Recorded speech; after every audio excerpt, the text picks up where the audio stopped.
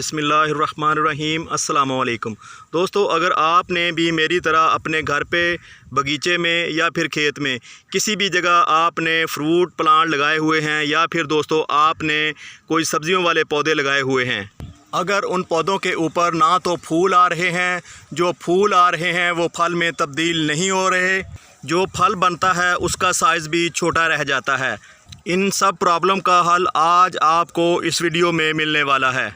दोस्तों, सबसे पहले बात कर लेते हैं पौधे को किस तरह की मिट्टी में लगाना चाहिए, क्योंकि यहाँ पे ये जो पौधे आप देख रहे हैं ये लगे हुए हैं दोस्तों खेत में और घर में लगे हुए पौधों में बाज़े फ़र्क आपको नज़र आता है।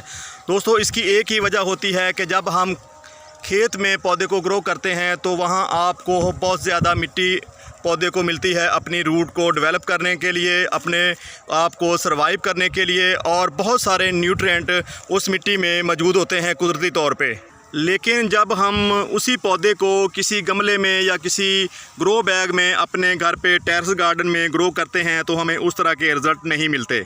दोस्तों, इसके पीछे एक ही रीज़न हो सकती है, क्योंकि आपको पता है जब आप गमले में कोई भी पौधा ग्रो करते हो तो आपके पास और पौधे के पास बहुत ही लिमिटेड जो है रिसोर्स होते हैं न्यूट्रिएंट हासिल करने के लिए।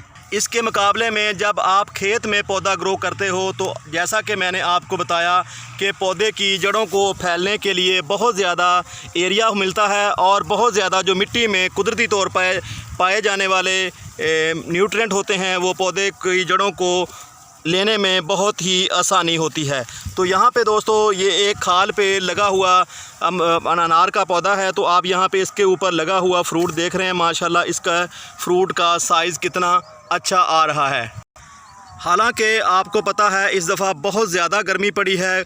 बहुत ज़्यादा गर्मी पड़ने की वजह से आपको पता है कि अनार का जो फ्रूट होता है वो दो हिस्सों में तकसीम हो जाता है, यानी कि इसमें दरारें पड़ जाती हैं, जिसकी वजह से हमारा जो अनार का जो फ्रूट होता है वो ख़राब हो जाता है। फ्रूट ख़राब होने की और भी वजूहात हो सकती हैं। बाज़ औक़ात न्यूट्रिएंट की कमी भी पौधे की जो फ्रूट होता है इसको ख़राब करने में अहम किरदार अदा करती है। तो यहाँ पे आप देख रहे हैं माशाल्लाह अनार का जो फ्रूट है वो काफ़ी हेल्दी है और बिल्कुल अच्छी शेप में है, किसी भी अपना साइड से ये ख़राब नहीं हो रहा।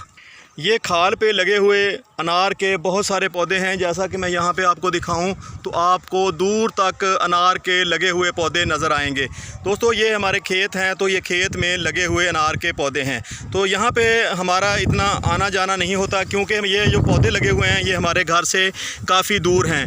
क्योंकि ये दूर होने की वजह से हमारी नज़रों से भी ओझल रहते हैं और हमारी एक्सेस जो है ना वो दिन में एक दफ़ा इन तक होती है, क्योंकि हम यहाँ पे बहुत कम चक्कर लगाते हैं, जिसकी वजह से हमारा जो फ्रूट है वो ज़्यादातर लोग खा जाते हैं या फिर दोस्तों परिंदे जो होते हैं वो इसको ख़राब कर देते हैं। दोस्तों, अगर आप इस तरह के रिज़ल्ट अपने घर पे गमले में लेना चाहते हैं तो आपको बहुत ज़्यादा इसके लिए कोशिश करनी होगी, अच्छी मिट्टी तैयार करनी होगी, ऐसी मिट्टी तैयार करनी होगी जो बढ़ते हुए जो फ्रूट होता है उसके साइज़ को बढ़ने के साथ साथ उसमें जो कमी होती है पौधे को जिस वक्त जिस न्यूट्रिएंट की ज़रूरत होती है, जिस स्टेज पे जिस न्यूट्रिएंट की ज़रूरत होती है वो पूरी करती रहे, और आपका पौधा जो वो भी उसकी ग्रोथ भी होती रहे और साथ साथ उस पर लगे हुआ जो फ्रूट होता है उसकी भी ग्रोथ होती रहे। तो दोस्तों, इस तरह का फ्रूट हासिल करने के लिए आपको पहले तो पौधे को हेल्दी तैयार करना होगा। हेल्दी पौधे से ही हेल्दी फ्रूट आपको मिलेगा। तो अगर आपका पौधा कमज़ोर है तो उसके ऊपर आप इस तरह के फ्रूट की तवक्को मत रखें। तो दोस्तों, हम कहते हैं कि हम ऑर्गेनिक गार्डनिंग करते हैं। दोस्तों, ऑर्गेनिक गार्डनिंग में आपको इस तरह के रिज़ल्ट नहीं मिलते। तो ऑर्गेनिक के साथ साथ आपको कीमियाई खादें भी अपने पौधे के ऊपर इस्तेमाल करना होंगी। आपको पौधे के ऊपर फास्फोरसी खादें और आपको अपने पौधे के ऊपर पोटाश वाली खादों का इस्तेमाल बढ़ाना होगा अगर आप इस तरह का रिज़ल्ट चाहते हैं। अगर आप दोस्तों अकेले जो है ना ऑर्गेनिक पे रहे तो इस तरह के रिज़ल्ट आपको कभी भी नहीं मिल सकते, क्योंकि ऑर्गेनिक जो सब्ज़ियां होती हैं इनको जब आप ऑर्गेनिक फर्टिलाइज़र के ज़रिए इनसे बड़ा साइज़ लेने की कोशिश करते हैं तो उस तरह के आपको रिज़ल्ट नहीं मिलते। तो इसलिए आप ऑर्गेनिक के साथ साथ अपने पौधों के ऊपर केमिकल फर्टिलाइज़र का भी इस्तेमाल करें, ऑर्गेनिक आपने इसलिए इस्तेमाल करना है कि आपके जो पौधे की मिट्टी होती है वो ऐसे बैक्टीरिया से लबरेज रहे, यानी कि ऐसे बैक्टीरिया उसमें मौजूद रहें जो मिट्टी को ज़रखेज़ करते हैं, फर्टाइल बनाते हैं और आपकी मिट्टी को नरम रखते हैं। ख़ासकर आप गोबर की जो खाद होती है उसका इस्तेमाल अपने पौधे के ऊपर वक्फे से करते रहें ताकि आपके पौधे की जो मिट्टी है वो नरम बनी रहे और आपका पौधा गर्मियों में ख़ासकर पानी की कमी की वजह से डेड ना हो। दोस्तों, जो पोटाश वाली खादें होती हैं ये फ्रूट प्लांट के ऊपर फ्रूट का साइज़ बढ़ाने में और फ्रूट के अंदर जायका भरने में बहुत ही अहम किरदार अदा करती हैं। तो आप दूसरी केमिकल खाद के साथ साथ पोटाश का इस्तेमाल लाजमी अपने पौधों के ऊपर करें।